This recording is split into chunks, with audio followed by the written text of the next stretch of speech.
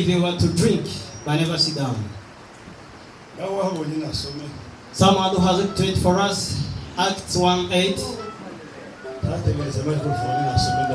Some mw'izina rya Yesu. Yego. Zakozwe n'intumwa rimwe no ku munani. Aravuze ngo icyakora muzahabwa imbaraga.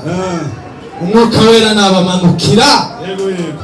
Kandi muzaba abagabo bo kompamye Yerusalemu. Yego. Ni Yudeya hose. Ni Samariya. Yego. No kugeza ku mpera y'isi. Amen. Barikiwe sana. May be blessed. Let's go together. Then I'll mention the few words. Holy Spirit condescending to us. He led us the many things, the promises that I made before. One of them, if Holy Spirit of understood it, makes us to know our own sins. This is the first thing in our work, in our hearts. The second, in our helper, that do help us in all ways, that harden to us, that we can't manage, impossible things. Holy Spirit, the one who enables us. The third that we're going to continue on today, Holy Spirit, when he took into us, he became our leader. Try without having any leader. People who are not having any leader. Someone who not led. Had his way that he moves. Someone being led is having the way to moves. If you've been led, you can't do your own things. You does what the leader instructs you to do. But even as a leader, who can't call us to lead ourselves, who can't be like bad people in the community, that can't cause an indiscipline, that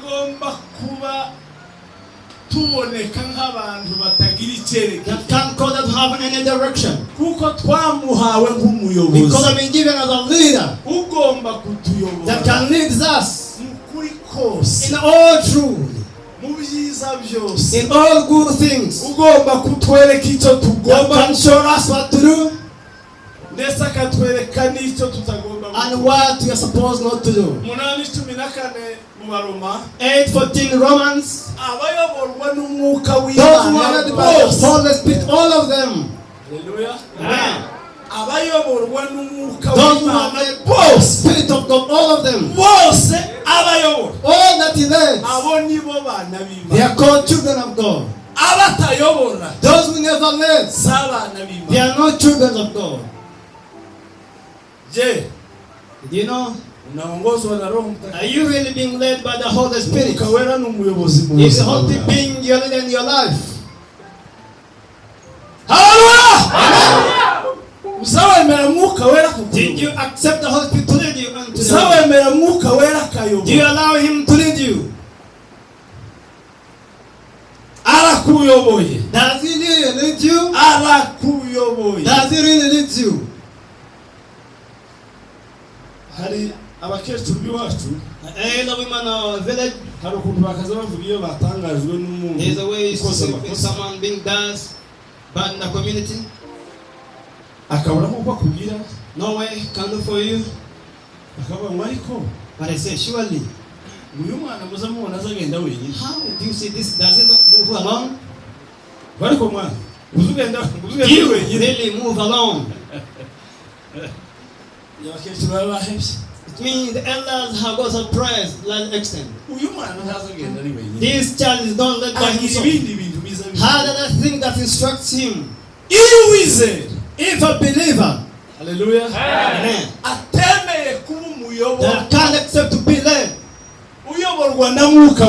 by the Holy Spirit, He leads himself. And when you lead yourself, then you does bad things.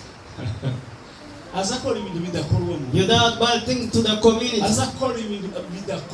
You does things that are not being done by other people. Let me tell something. Nobody has been led by Holy Spirit. They will accept them. They will expect these things.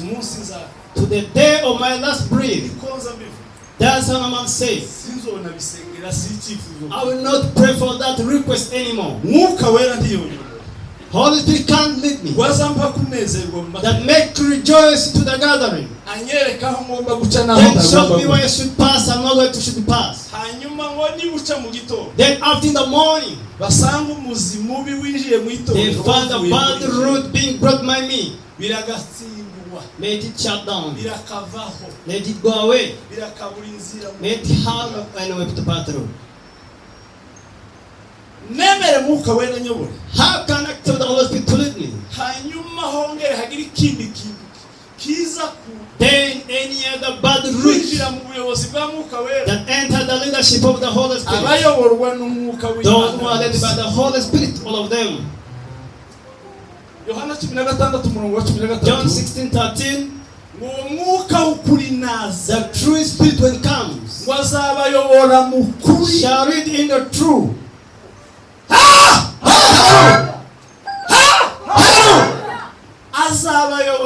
Shall lead you the truth, all the truth, all the truth.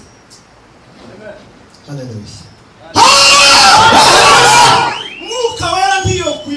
Holy Spirit can lead you by the Spirit. Then the last past 2 weeks that you failed to lead you. Maybe you have received and you don't have it on now. Holy Spirit don't have 2 ways. Hallelujah. When he lives, he lives in the truth. All the truth. Hallelujah. All the truth. Doesn't leave anything behind. Holy Spirit not being changed. Amen. In all the truth. He shall not speak by his own.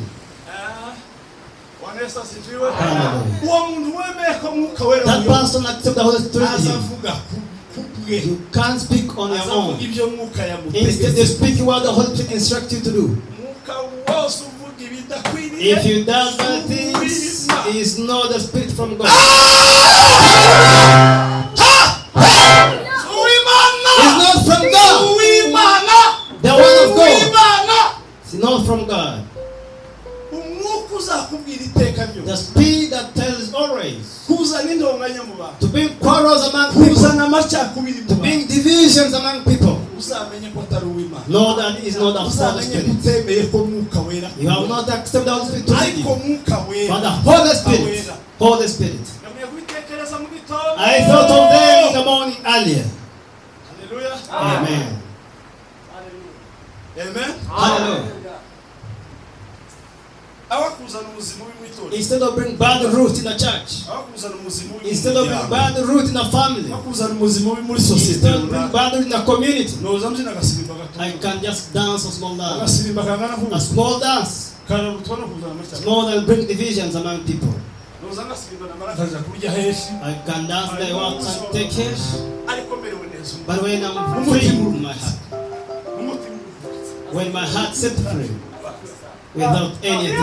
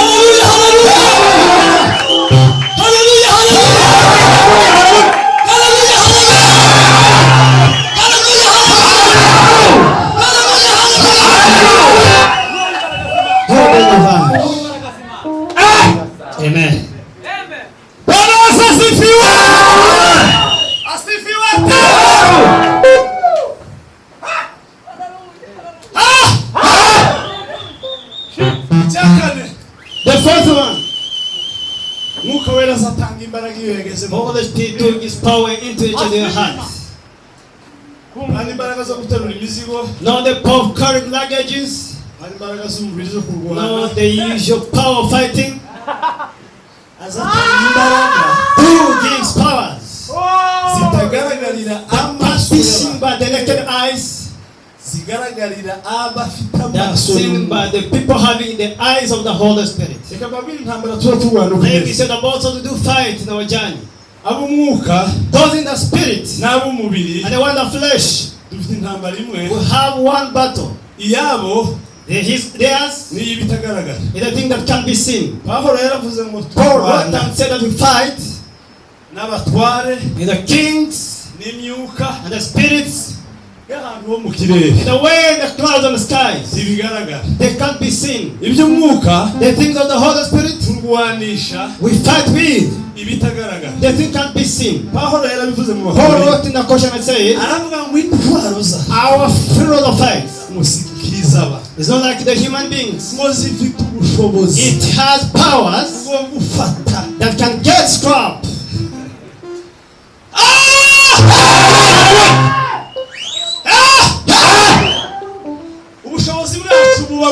The powers come from the power being led by the Holy Spirit. That people can't see by naked eyes. Our family can't see or give me. Or my in-law can't give me. Those who love me, those friends you can't give me. You that we can't give to. The power being given iyo yakiriye mwuka when you receive the Holy Spirit with you, hanyuma agahagarara hejuru y'ibiteye then you ubwoba stand for the things upon them. icyakora muzahabwa imbaraga. Be given power. icyakora muzahabwa You imbaraga. be given power. umwuka wera na When the Holy Spirit is sent unto you, reka mbabwire ubwoba buteye abantu. let me tell you the fear that people has now. gushidikanya abantu bagira. Doubts that people do on today.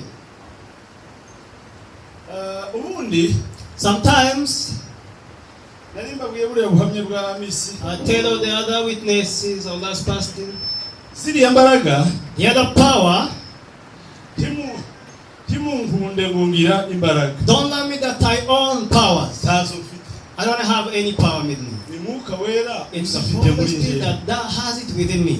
nta muntu wabikora kubwe. Nobody can do on his own. ubishize mu bitekerezo by'umuntu. When you think in your minds, uhita ucora umusitari n'ubwitambutse. then you can just get a line, you can't step out. ariko si twe turwana. But we are not the one fighting. si imbaraga zacu. It's not the one power that fights. Ah. Not really. oya. Not really. emera. Accept mwuka wera. Holy Spirit. akuyobore. Come and lead you. akurimwo. And stays with you. afite imbaraga. And has that power. reka kore. Accept him to work within you. reka mbabwire iki kintu abantu bazabagerera. Let me tell people some, do try nari sometimes. maze igihe nza kigerera. I one day moved on it. ngo muzi ukuntu imana yataze umwana wayo. Did how know God gave begotten son? uninde utanga umwana we. Who can give his son? siko rero softa. Then example normally give to people. none urukora duhungana uninde utanga umwana we. Then is it a real example that you can give your begotten ninde son? umutanga. Who can really give the son of him? umutanga. How can I give? ni umuntu. I'm a human uyu being ufite iyi kamere. that have this flesh. umwana waje. How can I give my kid out? oya. It's not. imana God himself ntigira ahantu izigereranywa n'abantu. doesn't have any place to be compared with people. Not really.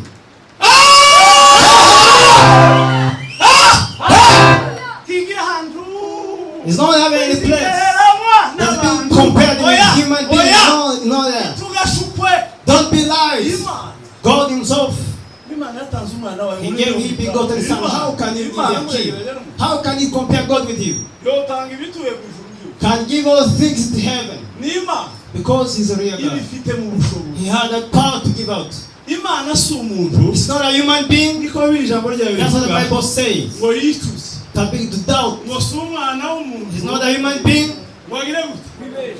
wibeshe. To lie. ibyo yavuze. What he said izabisohoza. shall fulfill them. ntigira mushana. Doesn't have any doubt. ntigira rata. Don't say any jokes. ntigira ngo ejo nzatekereza. Say maybe tomorrow I think ni of them. imana yuzuye mu He's bumana God in room of him. izi ikora ibintu mu bumana. He does the things in his own way. yesu yagezaho Jesus reached some place. wahindukira abwira data imana. Turn toward God, Father. yesu mwibuke ko yari yambaye umubiri. Remember, he was also having the flesh of a human being there. kandi ari umwana w'imana cyane. Yet he was a child of God 100%. iyo kamere muntu yari afite. When the flesh that he was owning, ngo iragaruka. it came back. aravuga ngo He said, God, niba bishoboka if it is possible, igikombe kindege. may this valley go out from me. hanyuma ubumana bumurimo buragaruka. Then godly blessing him came back. aravuga ngo umbabarire ntibibukunsha. Forgive me, let me do my own will. Let be your will, as God. abantu twabanye Bujumbura. People send the Bujumbura together. umunsi twari mu giterane muri EPG. One day we had a hasi umugabo conference. wari uvuye muri Kongo. One man from Congo came, uvuga ubutumwa yaravuye Bukavu. who was coming from Bukavu. arabwiriza. Then he preached out. arabwiriza. He preached out. avuga amakuru y'efuta Then n'umwana we said yataye. after the kid that I gave out, arangiza aravuga ngo ese mwebwe muri hano. you around here, muninde utanga umwana w'imfubyi. how can you give a What is orphan it? son? abantu bose bavuga ngo ta. He said nobody can give it out. navuga ngo. Then I pointed out, ndavuga ngo jewe n'umutanga. me I can give my son. Those people they were just talking about me. How comes? What are you talking about? ngo bari hano bazamuye ukuboko.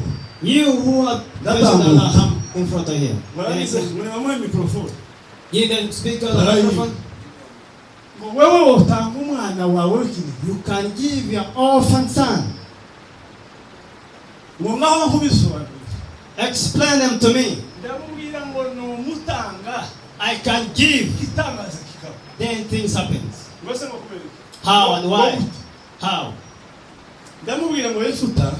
Give us speak out. nta mbaraga z'ubumuntu. He was not having the power of the zamushoboje gutanga umwana that enabled him to give out his kid. He was not having his power. n'imbaraga za Mwuka The power of the Holy Spirit that led him. umuntu nka Yefuta A person like Jephthah can't give it out. It's not comparing. wibuke ko yitujije Remember the way he doubted? ararira Then he cried out. umukobwa ati niki papa How, my father? I ati cried. nabambiriye I planned nawe wikizatunguka after from the place of mine. kutambira mana I will give it to God. none mwana wanje You, my ni child, wewe uje wikinege you are the one I often asking for. How shall I do this? kamere muntu The flesh of the human being. barangiza imana cyangwa umwana wiwe Then God passed through the thought of him. arambwira ngo papa Then, Father, wasezeranye n'imana did you have an covenant with uko God? wabivuze Did the same day wait? tuzi Become. pereza amezi abiri Give me on 2 months. tegurira ukundi Go cry for my hanyuma daddy. uzasohoza icyo Then afterward, fulfill what you promised to God. Then he whipped out. He whipped out. I've already made a covenant. Then he gave it out. ndamubwira ngo izo mbaraga zose zashoboje The other power that enabled Ephthah to give his daughter out, zirahari kugira ngo zinshoboze they are still wanje there to bitavuye me to mu give without having any flesh. genda wicara Go and sit down. ndicaranye Then I started down. yavuta yari How was he? nuko yemeye It's because he had accepted. nuko yemeye He had accepted icyo because yavuganye n'imana what he had ought with God. aremera biramuyobora Then he was led while he talked to God. ni ukuri uwo mutanga You can give him out utabitekereje utabikoze mu inama without thinking or any idea from someone. ibyo utinya guhagararamo What you fear to stand ibyo in? utinya gucamo What you fear to pass through? ufite imbaraga You have that power wahawe that have been given zigushoboza that enables you kubirenga to go ahead of them. kubitambuka And by si passing, wewe you are not your si own. wewe It's not your own. Bwana asifiwe Pray be to God. kambara gufite zo You don't have that power to enable ariko you. Mwuka wera But the Holy Spirit is there to enable you. hari umuririmbyi waririmbye ngo kama roho wa Bwana One singer say, if the Holy Spirit is sent unto us, umwuka wera ataruruka before the Holy Spirit comes, sinoririmba kadamu I can't sing like David. kubera ko ndacane haraza The Holy Spirit haven't come yet. ariko umwuka wera yururuse But after him coming, Bwana akishuka nitaimba kama Daudi nitaimba nitaimba nitaimba kama Daudi nitacheza nitacheza nitacheza kama Daudi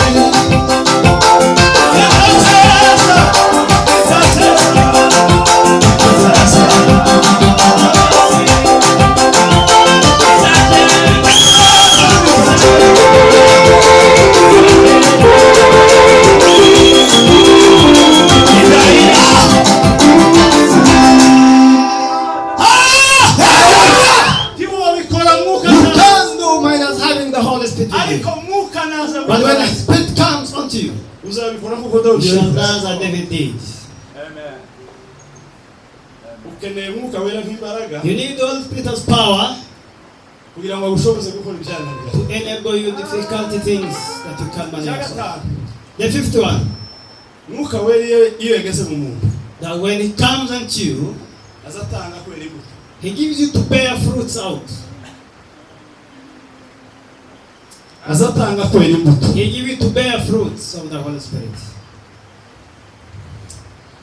Gatanu 22 Abagalatiya. 5:22 Galatians. Ariko rero imbuto z'umwuka wera The fruit of the Holy ni Spirit urukundo, is love, n'ibyishimo, joy, n'amahoro, peace, ukwihangana, be patient, kugira neza, kindness, ingeso nziza, all good ones. ugakuramo imbi ukagira ingeso nziza, Then you might have the bad ones. gukiranuka, Being gracious, kugwa neza mu bandi, being kind among people, kwirinda ikintu cyose cyo gutandukana, having self-control among other people. ngo ibimeze gutyo byose uko Such a things are in nta submission. mategeko abiha. No law is against them. Bibiri ijambo ry'Imana, the Bible says, yatubwira ngo muzabamenyera ku mbuto you shall know them with the fruit that they bear out. Timukagorwe mutegera uko bigisha. Don't think the way they preach out, Bo kwigisha bakarusha abandi. they can preach more than people who are right. Timukagorwe cyane ngo musuzumire mu kubyina no Don't kuririmba. check on dancing and No singing, kwicara no kwifumba sitting and being comfortable in the seats. Muzabarebere ku mbuto. Know them on their fruits. Muri foyer mutuye, Where you stay, muri quartier the mutuye, community where you are, aho muzamurara, wherever you sleep, mu kazi mwagiyemo, the works of a usual work. niera urubuto. When it bears a fruit, Urubuto burya karwe. when it bears a fruit, Uzabwe tuyinguyu uyakiriye mu kanwa. know that this one receive the Holy Spirit. Nubonagize agatumbwe, If you akameze see 12, having not bearing a good fruit for 12 months, akaruha kakabora kateze, then get rotten without being ripped. Maybe waiting, maybe it can rip out. kandi uyu muntu umunyegeso nziza. This person maybe looks like a good Ugategereza person. Then you are wait. kumwa biratatu. 1 month, 2, 3. Bitari mu guseruka. They are not coming out. Ko bitari mu kuku. Why are they not growing? Atumwaka. 6, 1 year. Muzabamenyera ku mbuto be. You know them on the fruit they bear out. Abakiriye umwuka wera. Those who receive the Holy Spirit, Muzabamenyera ku mbuto be. you know them on the fruit they bear out. Wera izihe mbuto? Which fruit are bearing out? Ubayeho mu buhe buzima? How do you live? Abo mubanye bosoroma. Those who stay together, Abo mugenda na bosoroma. can they reap Hari urubuto rweze tuze gusoroma aho any other red fruit to go and or 1 year has gone out? Muribuka cya giti Remember the other tree, fig Yesu tree? ngo akibonye The other fig tree after just saw it, abona gifite amababi so meza, having good branches, kiratoshye, and it was a good one, kiragaragara it's neza, being seen well. atuma bigisha ati mwiruka ngo musorome imbuto. Go and see the other fig tree, may get some Baramubwira fruit on ati it, twazibuze nta mbuto zihari. or miss some fruit on it. Na buriya bwiza gifite, Even the goodness that is having, nakuriye kimeze the way neza it is, gitoshye, but you have failed. kuriya uhaye ukibona nta The way you mbuto. see it, no any other fruit. Yesu ngo agicaho arakivuna. Then Jesus cast it. Abategereje guhabwa umugisha Those who are waiting for the blessings, ni abeza imbuto, they are the one bears fruit. abandi bazasoromaho. The other people can come and get them. Bizagaragaza mwuka wera Be shown Holy Spirit wageze muri bo. that reach into them. Cya gatandatu, The sixth one, mwuka wera aza ko yari mu muntu, Holy Spirit that does. azatanga impano, Gives out. azatanga impano. It gives gifts. Bakora ibyo 12:4 kugeza As kuri Colossians 12:4 up to 11, ntituhasoma hose. we can't read all the Icyakora verses, hariho impano z'uburyo bwinshi, ariko umwuka ni umwe, but the Spirit is one. kandi hariho uburyo bwinshi bwo kugabura iby'Imana, ariko umwami ni umwe. Amen. Amen. Hariho impano nyinshi, There are many gifts, ariko zihuriye ku mwami but umwe, it's on one King zikora umurimo w'umwami that does the zose, work of the one King, and they are. zuzuzanya zose, Then they join together, they are. zubatse umubiri wa Kristo That zose. join one body of the Christ, all of them. Ni ingingo nyinshi niko Pawulo yavuze There are many n'umurimo, joints that make a body, ariko zigize umubiri umwe. but makes one body still. Ni ukuguru n'ukuboko, It's leg and arm, n'ijisho n'ugutwi, eye and ear, ariko byubatse uyu mubiri. but makes this body. Aravuga ngo niko, That's how. niko That's how still abizera all believers, turi ingingo nyinshi, we are different joints, ariko zigize umubiri umwe wa but Kristo. making one body. Ufite impano